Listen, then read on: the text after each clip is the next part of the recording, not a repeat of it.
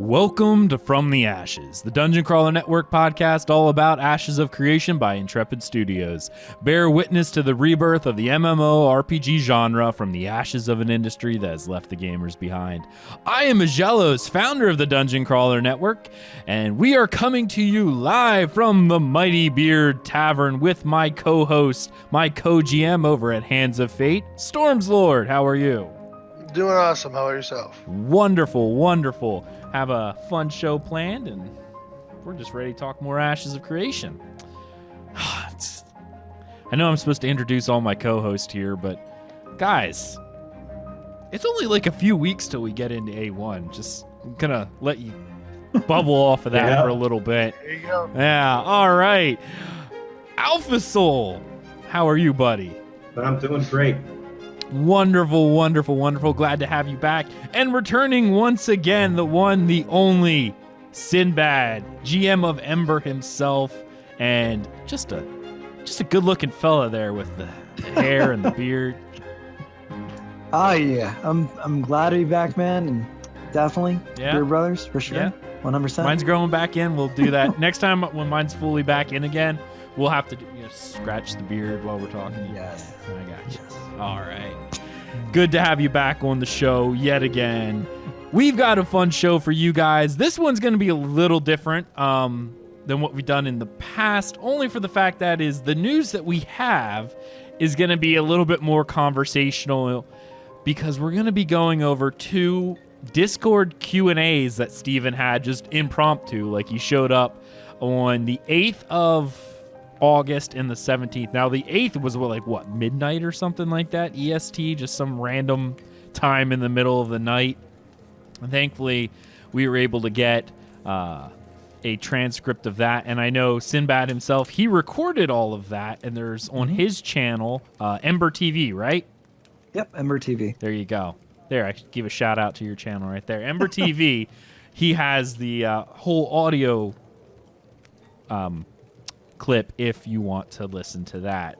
That's from the 8th. There's some really good information in that, and as you can see by the title of our episode, My Kingdom for a Guild, a lot of at least the first Q&A had a lot of guild details that had a lot of us GMs, like Storms Lord, myself, and Sinbad scratching our head going, huh? How's that gonna work? So we'll go over that. And we had also one on the 17th as well where Steven leaked a few little bits of information that we definitely want to go over as well. And I think you guys are going to enjoy that. But before we do, as always, I got to give a shout out to those who support the Dungeon Crawler Network over at patreon.com/Dungeon Crawler Network. That includes Nicholas and Patrick. Thank you so much, guys, for that. We also had some few people who are supporting us by subbing to our Twitch channel, twitch.tv/Dungeon Crawler Network. Artemis89, Quellic, Ishabu, Faruza, yeah, she's going to kill me, I'm telling you, Surigard, and Bernie. So thank you so much, guys, for that. You guys are awesome. You help keep the metaphorical torches lit and the podcast rolling. And, of course, just as a little aside for anyone who is curious, anyone who is supporting us at Patreon or on Twitch generally gets all of our episodes early, at least 24 hours early in most cases, and sometimes even longer. So if you like to be ahead of everyone else, and I know there's a few people in our Discord who just like to start randomly talking about the episode after they listen to it, and everyone else is like, what is going on? Because they, of course, get it before everyone else. That's incredibly funny to watch because I'm not going to say anything. So, Also, if you want to help support us, you can leave us a 5-star iTunes review. Those help people know that we are a real podcast, that we say real words, and sometimes they matter. All right, guys. We're going to go ahead and just jump right on in to the show. First off, this is really going to hit guilds a lot. I know, Sinbad, you were there when this was going down, at least for the one on the 8th, because you were able to get it on the recording. Mm-hmm. Some of the guild stuff they talked about was kind of interesting. Specifically, they were talking about guild balance, and they were talking about objective-based PvP, where they want to have it balanced in a way that smaller numbers may actually end up succeeding versus I don't even want to say they're doing 150 versus 300 because of mobility organization. However, for large scale PvP, such as out in the open world and field, probably the larger number is going to win. It all comes down to how well the guild's organized. Objective-based PvP, you think they're actually going to do something that is going to limit the Zerg ball? I think so. I think it's going to be limited to things, though, with, like, a node or, like, a castle siege is not going to be necessarily, like, open world. Because they can't necessarily do that in open world. But in a castle siege, for sure, like, I could definitely see that being the case, where having a huge army may not actually help you, against 150 defenders. And I think the concept here when we talk about the large guild, it's not a large guild who's organized enough and splits their members. I think they're almost referring to it when they're talking about objective pace is the Zerg Ball guild versus the guild who utilizes themselves into squads and sets people off to do objectives and so forth. So I don't but they're more or less saying in open world, probably the bigger numbers are gonna end up working. Yeah, the way I see it off that is it's kind of due to they say mobility, organization, and speed. So they're basically assuming that the smaller group is better managed or better, equipped, if you will, than the larger one in that case. So it's not an all things being equal. All things being equal, I think the 300 will still beat the 150. Yeah. Storms, what about you? I know we have issues, specifically when we play ESO and Cyrodiil. Zergs tend to just run all over the place from keep to keep to keep. And there's not a whole lot of breaking down of the group. It's, where's the Zerg at, and that's what you join.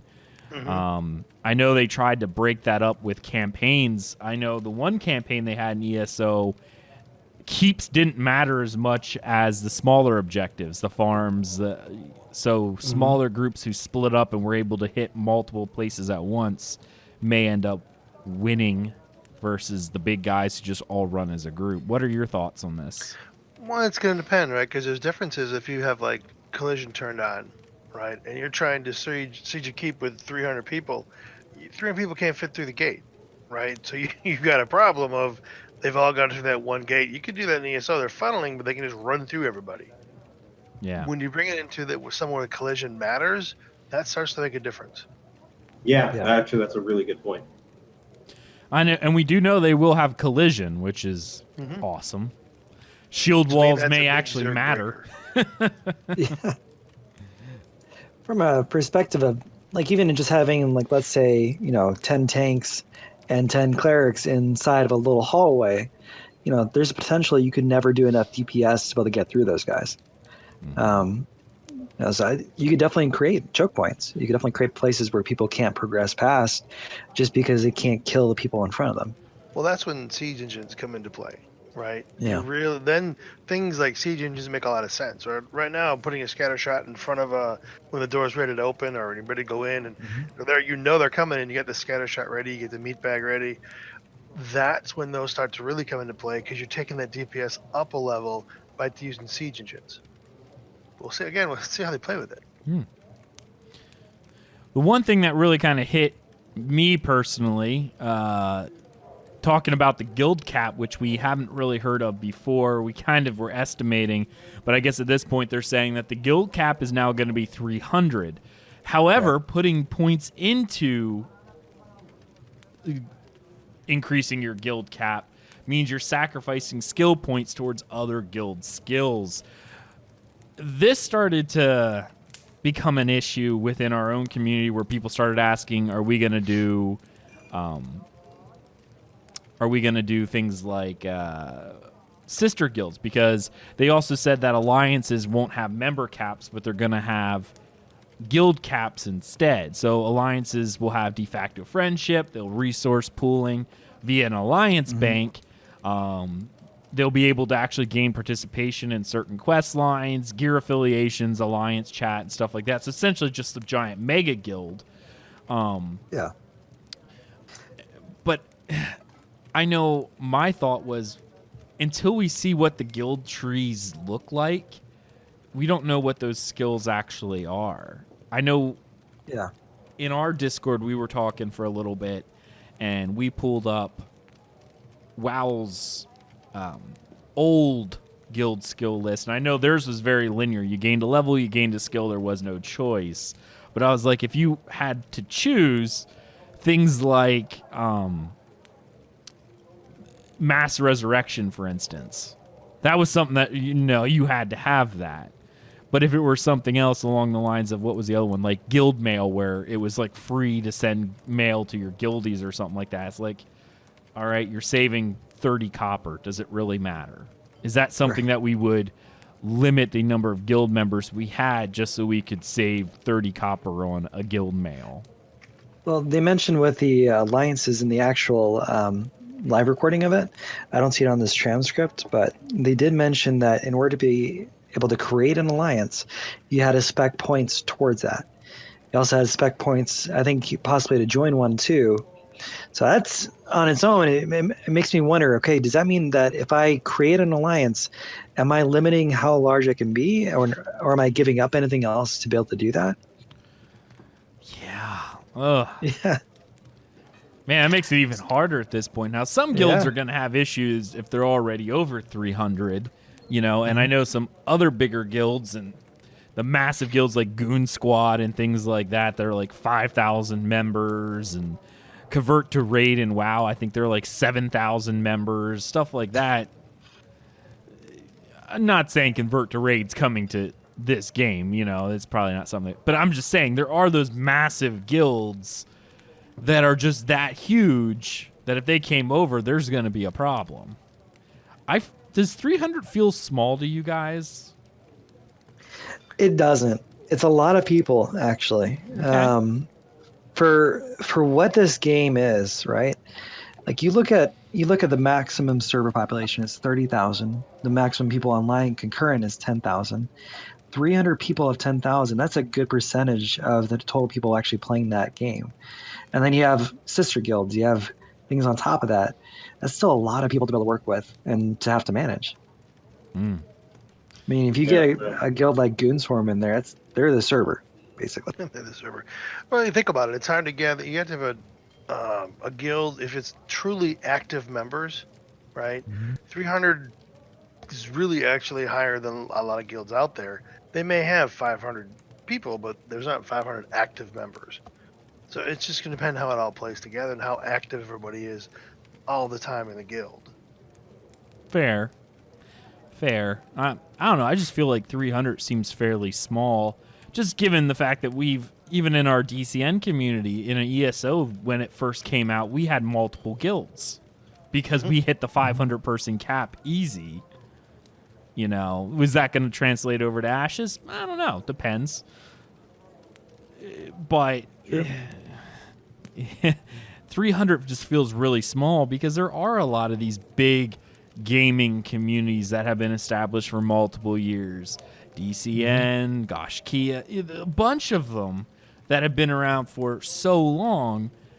Yeah, they play multiple games, so yeah, you're right. There probably wouldn't be 300 members in a specific group, but doesn't necessarily mean when the game comes out, are we going to start seeing essentially the server merger version of guilds where they had to do multiple sister guilds, and then as participation started to wane off, as people start leaving, are they going to shrink down? And then if that's the case, can you respec your guild points at that point? It's like, oh great, we have 300 people, but we only have 150 active. Man, it would really be great to have that extra skill point now, or those guild skills. I mean, I hope so. I hope there's like maybe something you can you can earn in game, like maybe one of your master crafters can create it for you, where you can then respec your guild points. From a perspective though of those super mega guilds, if they come into the game and they're essentially that server, if their members stop playing, that server's dead. Fair. So they could potentially kill off their own server, and then not really have much left to do, right? The people that are still online wouldn't really have anyone left to compete against because they're all on the same side. It kind of hurts them in this situation to have a guild that large. I mean, to be frank about it, I could tell you, we like competition as much as the next person. But if Goon Swarm shows up with like 7,000 people and are the server, You're leaving that server. It's well, gonna die. yeah, there's no point Yeah. in playing on a server that half of the server population is one guild, because there's no possible way you're gonna win, or even be able to compete, unless you're part of that guild. In which case, people who were complaining about we want PvE only servers, join a server where it's only one guild. Nothing's gonna change. So therefore, hey, there you go. You know what I mean? Nothing is changing on that server. So your only hope of getting a PvE server is if one of those mega guilds takes over an entire server and everyone else leaves. Then there's no change. Yeah. Scary. Yeah. I I think from a go ahead. oh, go ahead. No. I was gonna say, I think from a balance perspective, the 300 players is probably perfect for that, because you still allow for competition. You still allow for one guild not being able to take over everything. Even with a really strong alliance, it's still difficult to come up with a pure amount of players to be able to just dominate that. So that's a good size, in my opinion, for just balancing that out. Sure. And I mean, it really is also going to depend on what the alliance actually does for you. Because there are some... Why wouldn't I just do a sister guild with an alliance, with my own, and then just revert to places like Discord for alliance chat? Unless there's a specific reason that alliances matter. Yeah, they said about resource pooling in alliance bank. There's still no fast travel, so... What's the difference of I pull the stuff out of my guild coffers to move towards an alliance battle, or somebody has to pull it from, the alliance bank, which is probably in the same spot because they said there's regional banks as well. So does it really matter? I don't know. It would really depend on that. They talked about the guild creation requirement. So there will be a material requirement, a quest line requirement, a player requirement, which is 5 for now, as well as a monetary requirement. The guild leader will have to start a quest to create an alliance, and they will have the ability to invite other guild leaders when they do the alliance side as well. I know how we're handling this is, especially when the game comes out, we don't know how big guilds are going to be at the start. We're going to have people on a waiting list as we start getting that guild level up, because you're probably not going to be able to fit your entire guild right off the bat, especially if you have to level it up and gain points first. So, we're going off of our participation database to determine who gets in first to help us level, and then we'll pull people down through the list. Sinbad, how are you guys handling that? To be honest, I'm going to have to create a couple of sister guilds off the bat. We're going to have too many people in, and I don't want those people out in the cold, not being able to do anything towards any kind of progression. I think what we'll have to do is basically have the main guild, a sister guild, and a sister guild, and then basically funnel people into the main guild as it grows. So farming guilds. Yeah, essentially. Realistically, that's one way I can think of. And we don't really know how long it's going to take to level up the guild and what the cap increases will be between the levels, Yeah. It could take a year to completely max it out to that 300, max size. So you could be potentially waiting a long time to get in. I have a hard time believing it'll be a year, but wouldn't it be awesome if it was? No, I'm like legitly saying that from a perspective of so many MMOs nowadays. It's all the quick get out kind of stuff. People aren't used to the commitment of moving forward, and then having a guild who's like, yeah, we have a 300 person cap. People are like, oh wow, that's a recruitment factor in and of itself. I know very early on when WoW introduced its guild leveling, getting to 25 wasn't really hard, but it's for a small guild, it still took a couple months because you were only a couple people. You only earned experience when you were doing stuff together. It made it very difficult to level up a guild to 25. So when people they actually use that in their recruiting. Yeah, we're a 25 guild, level 25. So to get people into it. Yeah. All right.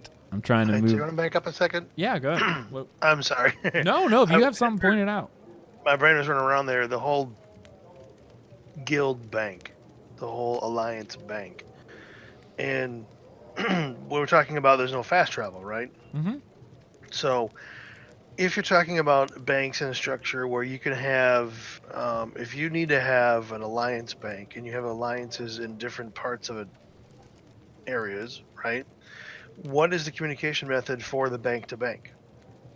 So what if you deposit gold in the bank in section A and they have some type of communication that doesn't take the same time as a horse, right, to section B, and then you can get your equipment in section B just by doing a bank, like a guild bank type thing. I don't know how that's going to work, or alliance bank. It can be interesting to me if we could set that up where you have the ability to, deposit in one section and then maybe pay for something in another section, so you don't have to transfer that particular stuff in a caravan across. Like a check system. You essentially, I'm writing a check Correct. for this bank. You have a writ, right? Yeah. You take a writ across, or you have some type of communication, smoke screen or something, right? Where it's not horse speed.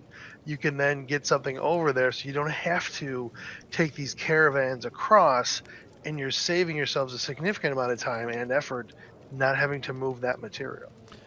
Again, I don't know what it's going to come out. It's an interesting way to think about it. Well, generally, other banks would take loans from each other and would say, yeah, we have the money to cover that. But in a game that's really has PvP as a forefront, I don't know if they would want to create a writ system, if you will, because that takes away one of the major features of the game, which is caravans. But what about an unwritten one, right? What about a member level writ, or banks start working together? Again, I don't know. I'm just trying to think because people always are going to go outside what you tell them they can do to do it faster and quicker. I could see like maybe like being able to withdraw like a certain percentage per your like your actual character. But in order to move anything like above, like let's say like 100 gold, you'd actually have to then do a caravan to move it from one bank to another, because it's a physical commodity at that point. And also with any kind of resources too, like any kind of guild resources, such as like, iron, stuff like that, have to actually physically transport that. I think that should stay consistent with the node system, with the castle system, since it has its own little nodes, and with the guilds, since they also have guild fortresses that you can have. At least I hope it stays consistent. I mean, there's always the gentleman's agreement of, hey, Sinbad, we're launching an assault on a neighboring node. Can you spot us X amount of stuff? And we're friends. He's like, sure. You'll just pay me back when you can. We'll give it to you from our place. But that's going outside the game, dealing on a player-to-player basis. From a system, like if it's an alliance bank, I really do think all that's going to be caravan, unless you specifically go to a player who has all their stuff banked. And this is one part that I did like about BDO, even though it felt very monotonous, is each bank was independent of itself. And Alpha, remember us transferring money back and forth, like putting it in gold bars and trying to haul it? Like, we're going from here to Heidel, or Heidel is just like, hold on, let me just...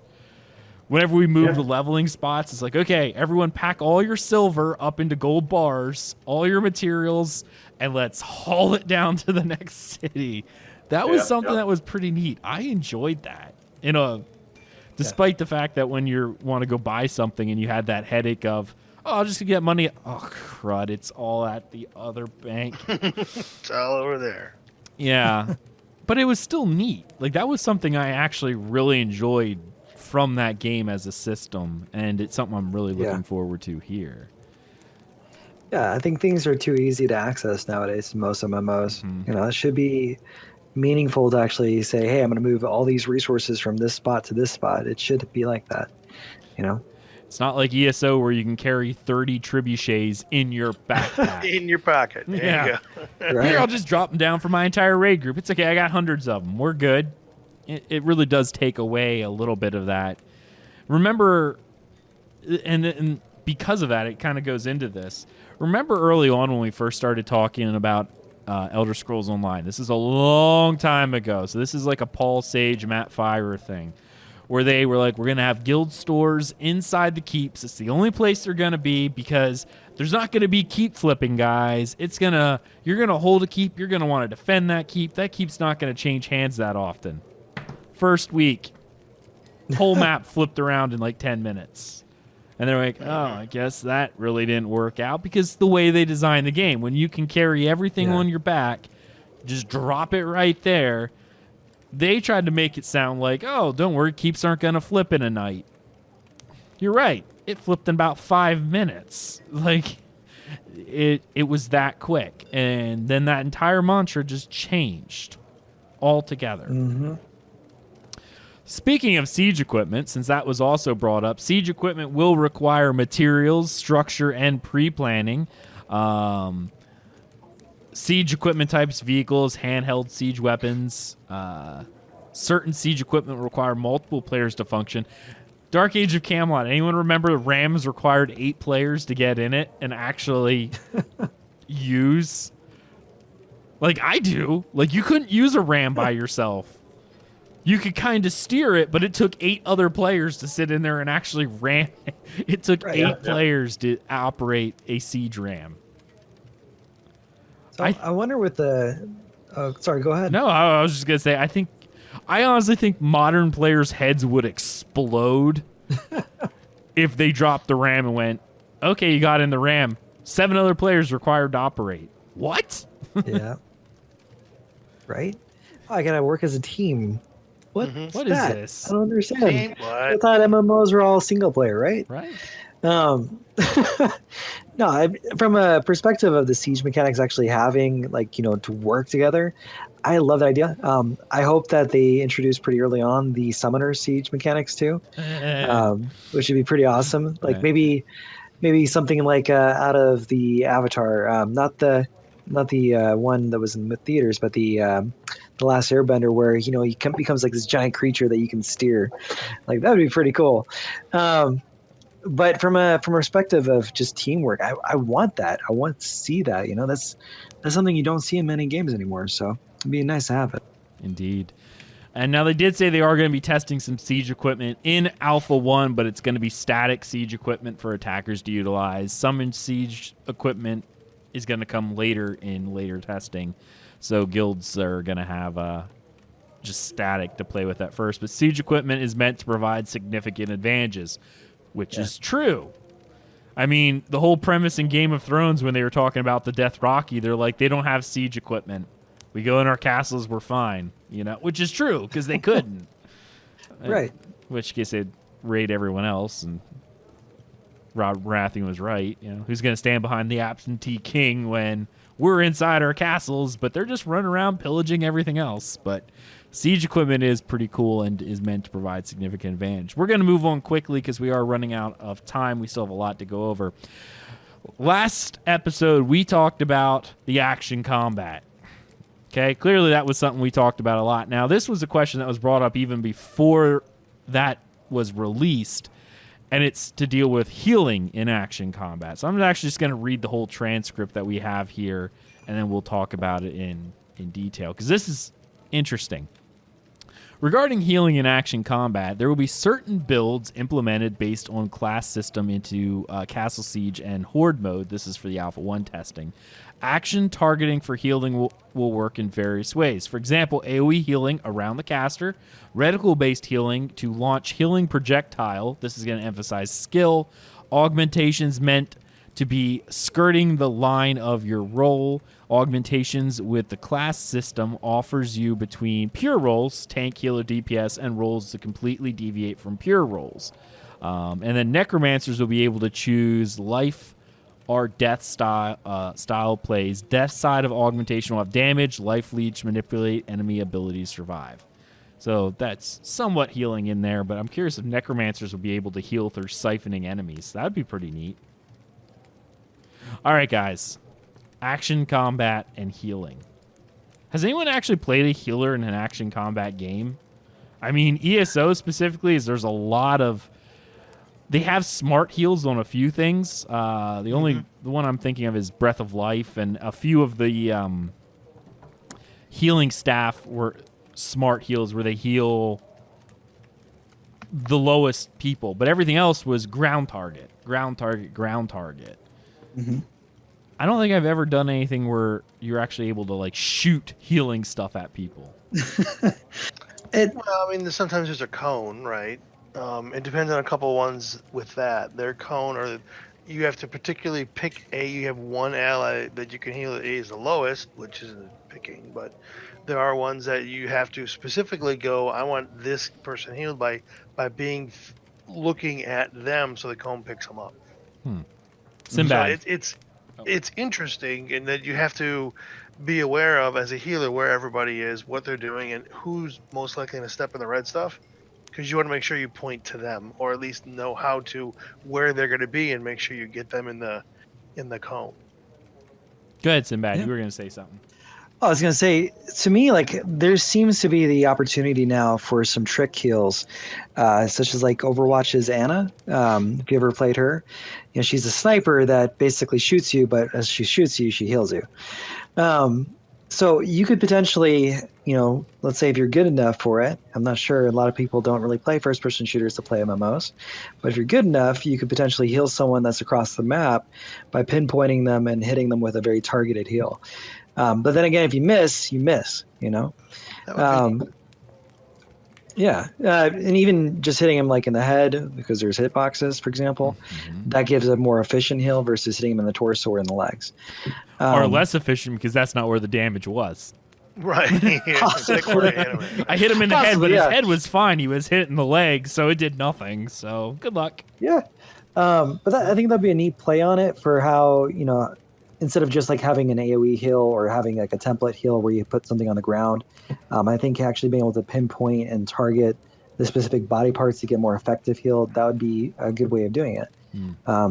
But to be honest, I'm really curious to see, because their action combat seems really different from even like BDO or even ESO. It's very, very fluid, and I'm wondering how they're going to actually make that happen. After we did our episode on that, you know what game really popped into my head just from the way the animation was? Fortnite. Yeah, I can see that. Yeah. Anyway, I like the idea of the healing around the body, because one of my favorite healing classes of all time was the Warrior Priest from Warhammer, because you were doing combat and you healed by doing damage. They had very few. I think they had maybe one. Now, this was a tab target game. It was older. They had one that you could target someone and heal. Everything else was like an AoE heal around you that you did by doing damage. Oh, I loved it. I loved my Warrior Priest. Yeah. He was fantastic. He was probably one of my favorite classes I think I've ever played, ever. Going on there. It's very similar to how they showed the healer initially from PAX West and from PAX East. Yeah. Like, you jump in there, you'd be up front, and your heals would do damage to the people around you. The AoE heals you had, if people were standing in that, they were getting DPS against them. Which is why, for like the first time ever, I looked at a cleric and went, maybe that's what I should play, So normally right. I don't, but I love the idea of the melee healer who's up there fighting and just giving off that healing support right off the bat. Talking about augmentations a little bit, when they said about skirting the lines of the role, I think this is where we're going to start seeing more of the support classes, like the high sword, for instance, which is the fighter cleric. I'm really starting to feel like that is going to be the closest I'll get to my warrior priest again, doing damage and healing as an off just by beating things up. Because you'll be augmenting your fighter skills with cleric type abilities. I think that'd be pretty freaking sweet. Thoughts on augmentations? Cat. Everyone's muted or not saying anything. No, I'm still. I'm just thinking. Oh, okay. Generally, people think while I'm talking, that way we don't have dead air, but that's okay. I'd say as far as augmentation goes, I have no idea how they're going to balance it. Like, honestly, like there's so many different variations when it comes to your weapon, to your armor, to your class. Like, being able to, change that around, I'm not sure. I really don't think they're going to balance it on, like they even said, they're not planning on balancing on a one-for-one perspective. So maybe balancing isn't going to be as hard as we're thinking, because the fighter is not going to be balanced against, or the high sword is not going to be balanced against the spell blade. Like, it's just not. They're going to be balanced from a Right. group perspective. So is that heal too powerful from a group versus a one-on-one? Yeah, maybe it is on a one-on-one, but they don't really care at that point because maybe there's a hard counter from something else in the group. Yeah. I The way think they're playing groups, that possibly could be the way they're doing different pieces and different abilities per player. That could be true. All right. Yeah. I really think, or I really hope that two things. I hope that whatever they do with these augmentations, that one, they're meaningful. So I like having the ability to actually choose between different augmentations, right? So in a lot of games, you have choices that are really, 3 crap choices, and one is the optimal choice that almost anyone takes, right? Yeah. And the other thing is that it be, oh no, you know what? No, I'll leave that for another day. Okay. All right, there you go. May want to write that in the notes so we don't forget. Maybe we'll make it a whole topic out of it if it's something in there. Oh, okay. Yeah, because we need topics. Anyway, necromancers being able to choose between life or death play styles. I've never been a necromancer type player. It's not really, just from an aesthetic value, it's not what I end up playing. But death side will have damaged, life leech, and manipulate enemy ability to survive. I would love to see a necromancer healer that literally sucks the life out of other people to heal their allies. That would be pretty sick. That would be cool. That would be, yeah. Now, what is the manipulate enemy ability to survive? Whenever I hear that, the only thing that from a game perspective, Defile from ESO reduces your healing. I really think it's just going to be like a debuff type thing. Yeah, it could be a debuff, yeah. That's how I view it. Just very gamey, it's a debuff. All right, I'm putting Major Defile on you now. 30% less heal effectiveness. Mm-hmm. And that was a big thing in ESO because everyone could pick up all these skills, so you were able to heal. Everyone had heals. Everyone had vigor. Everyone had some sort of heal. Major Defile, especially in PvP, when you hit that and people start getting less and less health, that mattered a lot. So that's when I see that. That's what I figure. Oh, your wife's so nice, bringing you food, Sinbad, just like that. I know. I saw that. Very nice. All right, let's move down through the last bit of this miscellaneous stuff before we move on to the second one, because we're gonna try to move through this fairly quickly. We'll do it in sections. So the first section is all sort of related to alphas and early launch. They said Alpha 1, Phase 1 will most likely start 3rd week of September. Guys, that's literally like just very soon. Very soon. Actually, let me look here. 3rd week of September. The month. 3 weeks away from when this episode will come out. Maybe a month from when this episode comes out, guys. That's pretty awesome. Bear McCreary's music is going to be in Alpha 2. I'm a music lover, so I love in-game music. I got the collector's edition of the Battle for Azeroth, and they gave me the soundtrack. I've been listening to that for days because something about the in-game music is something I like because it brings you, while you're listening to it, you're like, I remember this. I was adventuring in that zone. That's really exciting to see. Corruption will not be tested in the early alpha, but it'll be in Alpha 1 Phase 2 is when we'll get to play with the corruption system. Estimation of 3 Head Start servers at launch.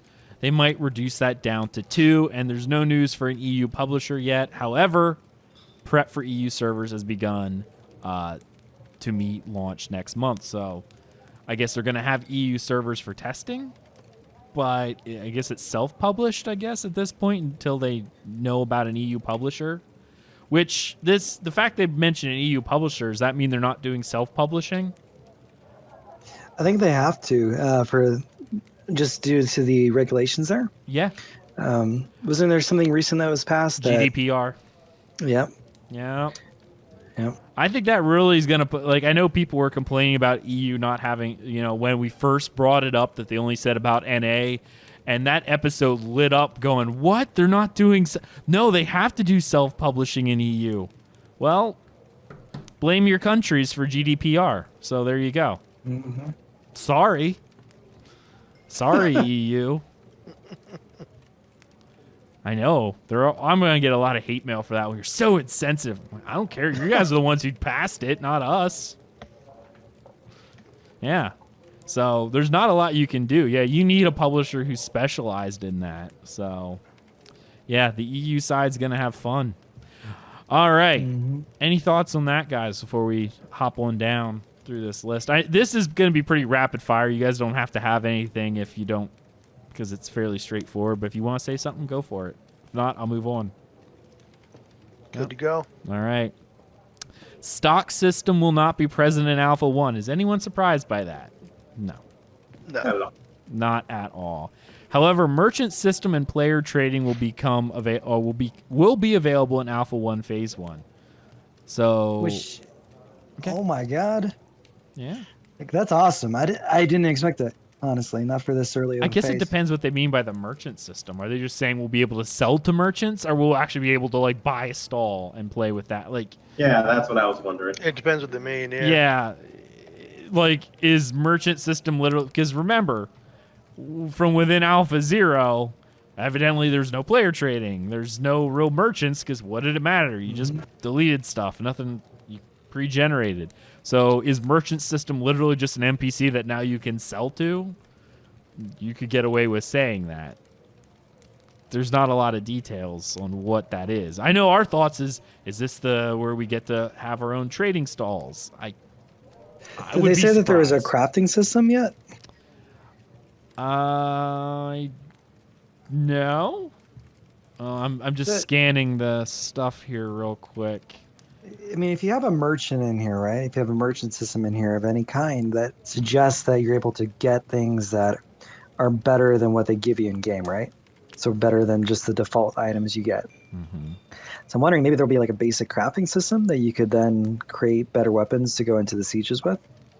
Right. Maybe.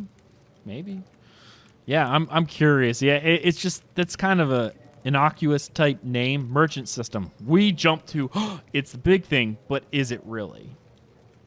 Because I mean, let's. I know it's not exciting, but adding a vendor that buys and sells transactions is a system in and of itself, and some games don't have it. Yeah. I remember another indie game where they didn't have that at all until much later, like 6 months into it, where they actually had a merchant that you could sell excess gear to. During early testing, like if your bag fills, you either have to drop the gear, which wasn't available at first either. So when your bag got full, you had to just not pick up anything else or delete the character and restart. That was a system.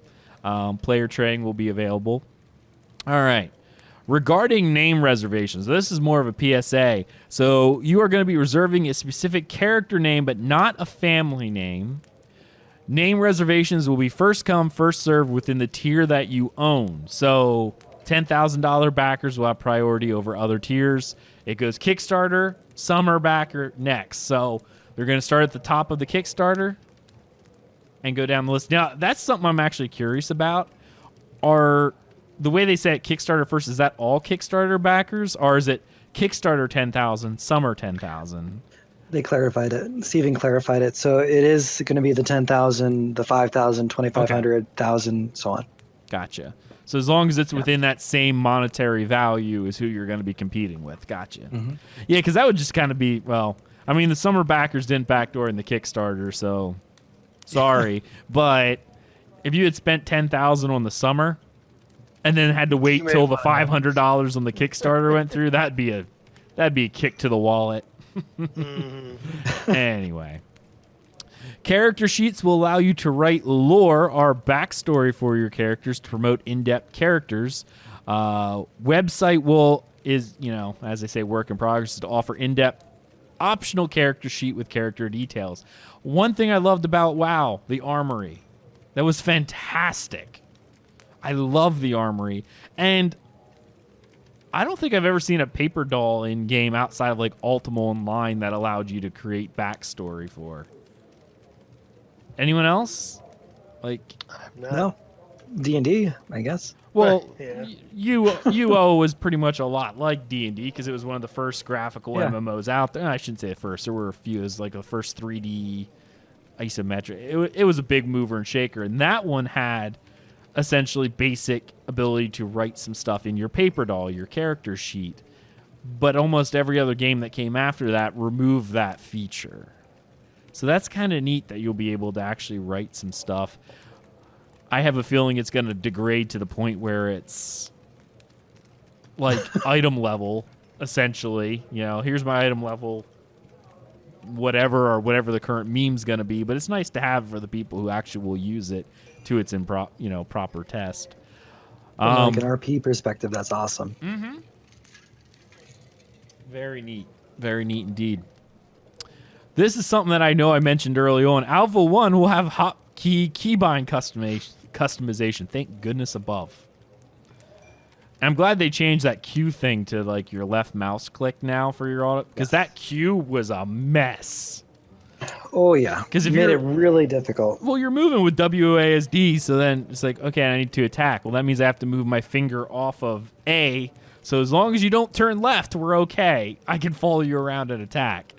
It was a mess. Ugh.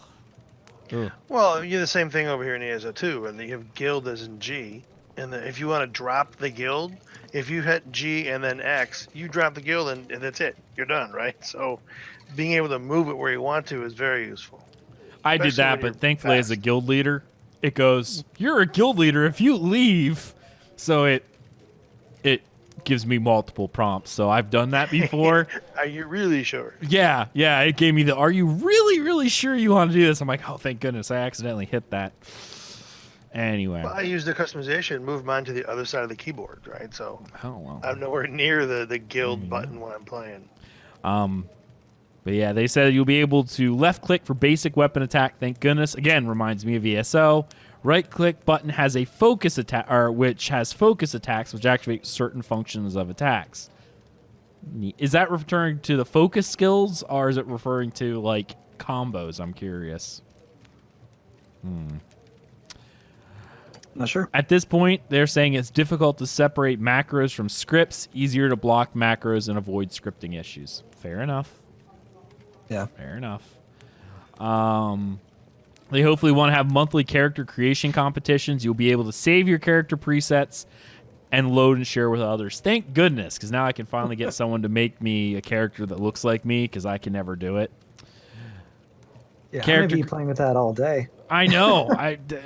This is one thing that Final Fantasy XIV did before the 2.0 launch. They released the character creation kit in a benchmark, and they released it like 4 months before the game came out.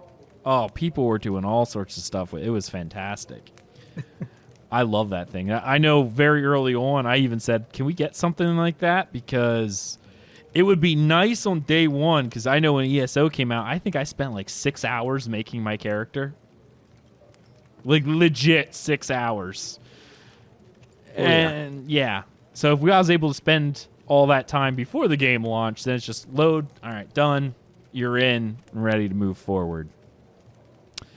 Ability to save housing interior design layout might be possible. Cherry on top feature that they would like to because remember I think I said that on you and I were having a discussion on one of our videos, Sinbad, where you're like, yeah, you could save your layout. I'm like, I don't know if they could do the inside. And this is what I remember reading, because that's not on their thing yet. Whereas if you meticulously place the apples in a bushel on a table, if you lose the house may all be there, and you may still have the apples, but you're still going to have to replace the apples unless they can figure out how to save the interior as well. Yeah. All right, guys, that's the end of the one Q&A. We're going to move on to the next one, which is a lot smaller, so we'll just jump through this as well. Let's see. So I guess first off, Steven mentioned that this was from the Q&A that he had on the 17th of August as well. Mentioned that there will be scopes on crossbows. Which to me, again, first-person shooters, if you love them and you love MMOs, you're gonna have an advantage here. You're definitely gonna have that advantage because you're gonna be able to actually aim and get those trick shots. That's gonna be nice. I hope there's some sort of offset to that. Like, why would anyone use a standard bow then versus a crossbow unless the crossbow doesn't have the range, well, crossbows generally had more stopping power than the other bows did, at least at close range. I'm guessing a slower shot. Right? Longer reload. Oh, longer reload, yeah. Mhm. Yeah. I'm curious. Like, how long Think of is it like, long for people, though? Yeah, you 'Cause could think of it- it like a sniper rifle, right? Like a sniper rifle versus like an AR. Yeah. I just know that, like, in ESO, they have one crossbow, and it's from an ability. So it reloads where they shoot it, and then they flip it up, and all of a sudden it's reloaded again. It's like, no. Yeah.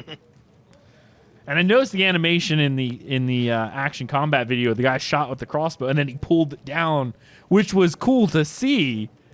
But I think they need to make that even longer. Like, it needs to be a foot loaded where the guy has to put it on the ground and lift up. You have to do some ab exercises before to make sure you're strong enough to pull. Yeah, I'm sorry. All right, potion launchers will be able to shoot over walls and barriers. Potions will explode on impact if you hit the target. If not, they bounce. Grenade launcher, man. Cool. Yeah. Combat weapon swapping in Alpha 1.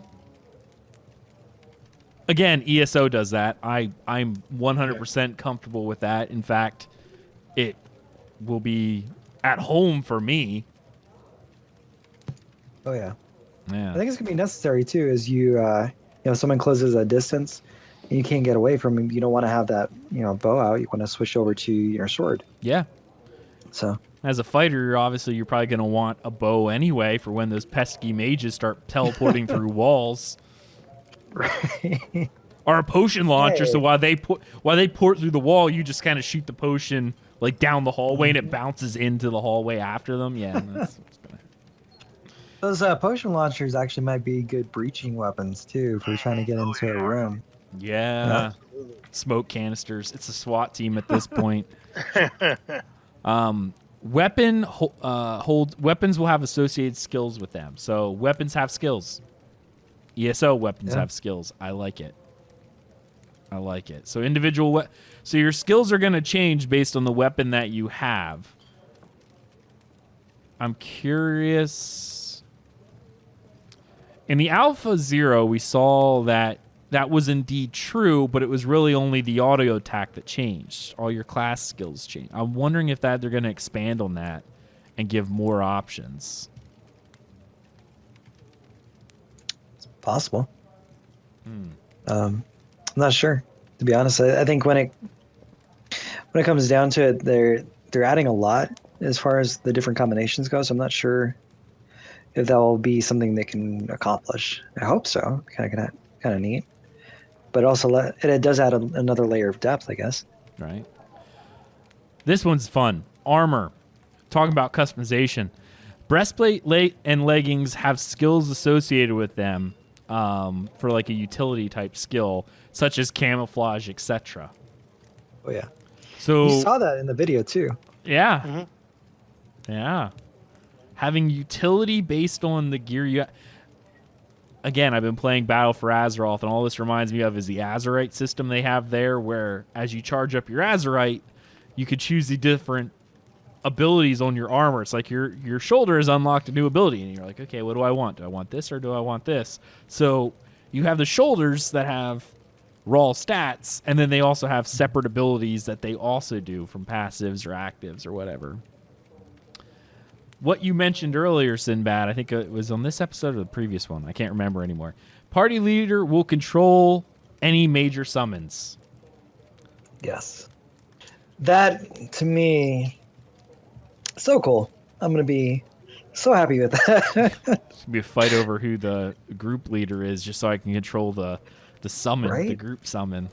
Makes me wonder what these summons are going to be. Like, are they going to be some giant demon thing that comes out of the ground and you can move around with? Or is it going to be like a little thing that maybe you can like remotely control? I don't know.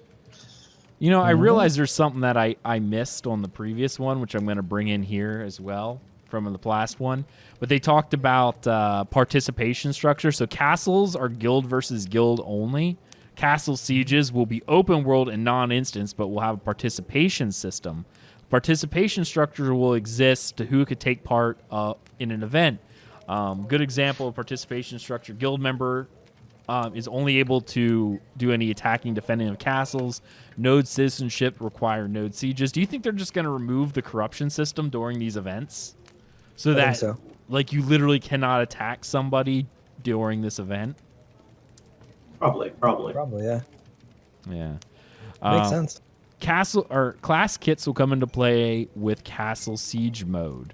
So, let's see here. Is what class structure? Oh. Okay. So whenever you enter a castle siege mode, you're actually going to have to pre-select a kit, I think is what they're referring to. No active skill changes once the thing actually goes in. Got it. That's sort of interesting. I guess it's kind of like what came into my head was deck building in like Hearthstone or whatever. Like, yeah, you may actually have plenty of other stuff, but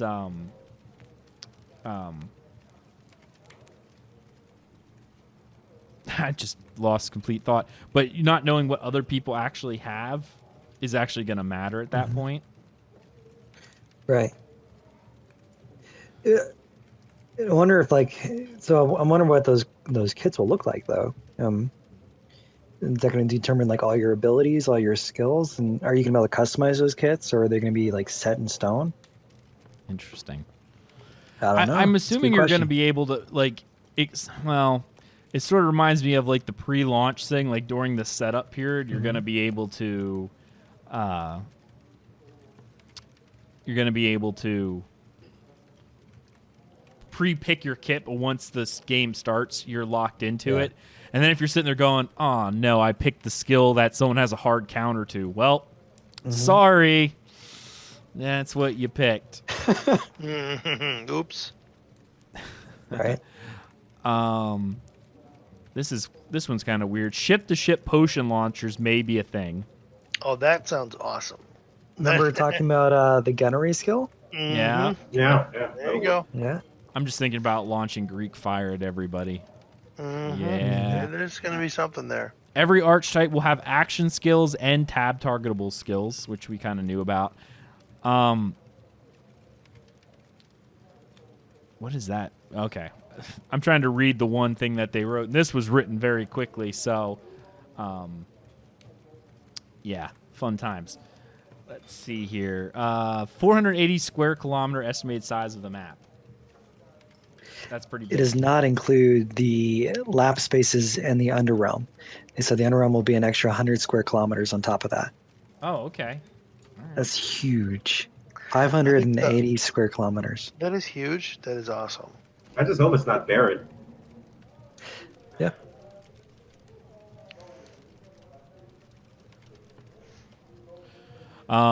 Okay, so underground nodes, monsters that can burrow through the ground. Okay, so underground node monsters can burrow through the ground. Interesting. For Head Start. Whoops, sorry. Nope. Whoops. Don't worry, I'll edit that. There we go. I'll edit that one during the thing. I'd made a note. Let's see. For Head Start nodes, they will not progress. No visual progression on Head Start. We kind of knew that already. Like they were going to hide the Head Start stuff so that people during the Head Start would be able to level, but there would be no preset node progression. So that way, when launch day happens, it all happens at one point in time. So new players aren't going to come in and already see level 2 and level 3 stage nodes. Right. But at the same time with that early head start, being able to level up is still a huge advantage, at least depending on how quickly you can actually level up. You know, if you come in and you're already at, like, let's say level 10 and the people coming in are still at level 1, you know, you could potentially stop them from going different places you don't want them to be at. Yeah. Gotcha. No, that's definitely true. There will, but here's the other thing: during leveling up, during Head Start, are you going to be losing that experience toward node progression? Probably, yeah. Yeah, Well, I think so. I mean, you continue to earn experience in ESO even after max level, but that goes towards the alternate advancement. I'm curious if XP stops at any point, and then you're like, oh crud, I just lost 30 levels of experience towards a node. Does that mean you constantly have to have an inflow, though, of people into your node in order to be able to keep leveling it once everyone that was there to begin with hits max level? Yeah, good point. So maybe there's still XP you can get, but it doesn't go towards you; it just goes towards the node. Yeah. That's possible. That's possible. Thoughts. Party sizes. Battlegrounds party up to 5. When a guild mode raids, up to 20. Castle sieges, 5 within a raid 5 times per 2 teams. So party sizes in horde mode is 5 10-man groups and 50 players total. So it's 5 10-man groups, 50 players total. Castle sieges, let's see, it says 5 within a raid, 5 raids per 2 teams. So that's, again, 50 players, I guess. Yeah. Yeah. So it's a 100-person battleground, not 100. I thought it would be 100 versus 100, not a 50-50, but okay. It makes sense for this stage of testing. They're probably still trying to make sure that they can actually have that many people there to begin with. Yeah. Fair. You have to test all that as you go through into there. A lot of this is probably related to the Alpha 1 as well, so we have that coming in. There will not be dailies, event-driven quests, world interactions. I should say that there probably still will be dailies, maybe not in Alpha 1, but they talked about the mediocre tasks like The Task, where someone's like, hey, there's a group of wolves that have come into the area. I'm curious if that is going to be something similar. EQ Next talked about the idea of they would have dailies, but the more you did dailies, the more it would change. Like, they're like, oh, go clear wolves. Well, you did. Now all the wolves are now gone. So now the threat's something else. You think we're going to actually see that level, or are they just trying not to use the term dailies? Instead, we'll just have task for everything else? I think they're just trying not to use the word dailies until we hear anything more, at least. Well, they do say event-driven quests and world interactions, so I hope so. I mean, it's definitely something they can stick in there too, right? For node progression. Yeah. Notifications of sieges, triggered events, unique dungeon opportunities will send out notifications of the impending event. That's just going to cause a massive flood of the entire server going there when that happens. Oh yeah, I mean that's good though. At the same time, because maybe it won't. It depends on how far out they put that notice. If it's like 5 minutes till you get this notice, yeah, everyone's gonna bum rush there. But if you're too far away, you may not physically be able to get there in time. Gotcha. Hey, start using things to your advantage. If they send out a note like that, why not send a trade run at that? That's what I was thinking. What if what if something is happening and you do it that, or you want to do something else against somebody else? You do it while they're running over to this big event. Yeah. Gotcha. Reporting features. I have a feeling whoever asked this was starting to be a little worried. You know, someone's guilty when they ask this particular question. But they said reporting feature and character limit for names, but this is an M for mature game. However, the reporting feature should not just run on an automated service, and I'm going to use active GM servicing for the community. Nice. I have yet to see. It will depend on how big the game gets. If this gets up to even half of WoW's active subscriber base, that's not going to be possible. I'm sorry, it's just not. Yep. It'll probably be a combination of both. I'm sure that what they'll do is they're going to do what WoW does with it's automated, and then if you get hit, you can request a manual review. But I'm sorry, even 1 million subscribers, that could be thousands of requests and reports a day. You really think you're going to have an active GM team servicing that? No. I know I'm more of a realist. I just don't see it happening. That'd have to be known cost in itself. Absolutely. Yeah. There again, you're going to look at from a business perspective, well, we did say active GMs. Okay, that means we're hiring people at India for $2 an hour. So what kind of service are you going to get for that? You're going to get $2 an hour Indian service. Gotta balance it out, right? Yep.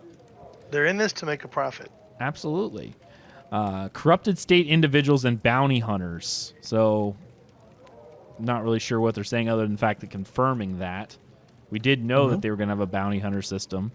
WoW actually has a bounty hunter system now in Battle for Azeroth. I don't know if you guys knew that or not. It's pretty cool. Because you can have war mode on for the open world PvP, and if you kill enough players, you get a bounty on you. And you can actually track the people on the map. Yeah, it's kind of neat. Caravans have tiered progress for defending and raiding, not for the initial launch, but later down the road. What do you guys think about that? One's probably the most interesting one. Yeah, I'd like to hear a little bit more about that. I mean, I just kind of have an idea in my head. Maybe it's tiered as in, wow. Actually, you know what? I'm not quite sure what that is at. Yeah. It sounds like maybe along the path. I don't know. Yeah. That's something that's very ambiguous. It's tiered progress for defending and raiding. So maybe like as you get closer, it becomes easier to defend or harder to defend to your destination, perhaps? I don't... Yeah, it's hard to tell what they're saying on that one because there's so many different things you could do with a caravan, with location and things like that. What does tiered progress mean? Do you get... I don't know. But there's just... I haven't been able to read that one through yet. Could it just be different tiers of caravans, like slower caravans but higher defense? Yeah, I don't know. Could be. That's weird. All right, guys, that's kind of the end of this show. We'll have links, of course, to both of these in the description below. So definitely check that out. So, guys, another show down. Let's let people know where they can find you. Sinbad. Yeah. All right. Well, you can find us. We're at embers.us. That's our website. We're on our Discord. We are a PVX guild, so we're all about, basically economy, rating, PvP in the game. We have a pretty awesome community, a very active community. So if you want to stop by and say hello, please do so. There you go. Alpha Soul. Yeah, I can be found on Discord in the Dungeon Crawler Network, specifically the Hands of Fate channel. I can also be found on YouTube, YouTube/DRAC, DOC, or DirectOp. Okay. Storms. Yeah, well, you can find me at the DCN Discord. Probably not as much as Ag and Alpha, but I'm working on it. As well as I'm starting to put together some build videos for the next game I'm working on for Digital Pepper Studios. You can find that at digitalpepperstudios.com, and we can go from there. There you go. Yeah, no one can beat me in terms of Discord participation. Sorry, it's just not going to happen. Not gonna happen. Yeah. Anyway, you can follow me on Twitter at Aggelos, AGGELOS_DCN. And, of course, in the DCN Community Discord, which you can find a link to on our website, dungeoncrawlernetwork.com.